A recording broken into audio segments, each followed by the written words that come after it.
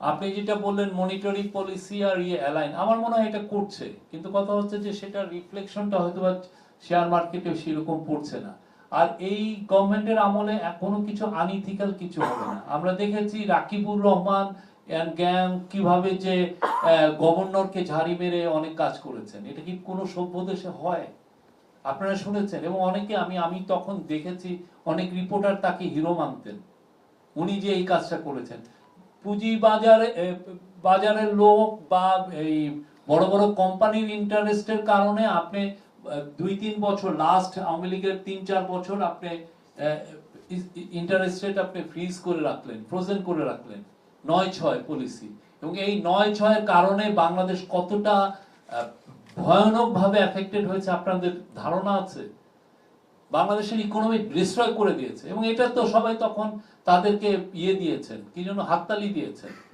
এটা মার্কেটের উপর ছেড়ে দেন নাই না, তোমাকে মানে সেন্ট্রাল ব্যাংকের গভর্নরের কোনো পাওয়ার ছিল না যে এটাকে চ্যালেঞ্জ করা, যে না আপনি এটা করতে পারেন না। এগুলো নিয়ে তো রিপোর্ট হয় নাই। এই যে ভয়ানক, আপনাকে আজকে যে আপনি পোর, আমি আপনি যে পোর, এটার কারণ ওই ইয়েগুলো, আপনার পুরো সেভিংস, আপনার ইনফ্লেশন যে স্পাইক করার পিছনে তারা আছে, পুরো বাংলাদেশের ম্যাক্রো ইকোনমিক স্ট্যাবিলিটিকে তারা ধ্বংস করে দিয়েছে। তো এইগুলো নিয়ে আরো লেখা হওয়া উচিত, কি ভয়ানক। এবং এই যে অধ্যত্ত, যে না উনি ওইখানে যে সেন্ট্রাল ব্যাংকের গভর্নরকে ঝাড়ি মারতে পারেন, ডিএসসি চিফ, যে এটা কল্পনা করা যায়?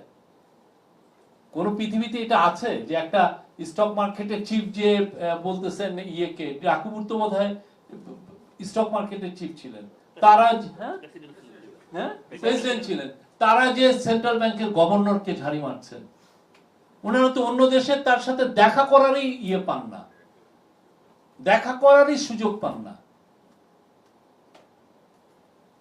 এটা কি ভয়াবহ সময় গেছে। আপনারা চিন্তা করতে, আপনারা ভাবতেছেন এটা এমন কি, কিন্তু এটার মাধ্যমে যে আপনার পকেট কাটা গেছে, সাধারণ সেভার্সদের যে সেভিংসটা ডিস্ট্রয় হয়ে গেছে, তাদের ডিভ্যালুড হয়ে গেছে, আপনার কোনো ধারণাই নেই।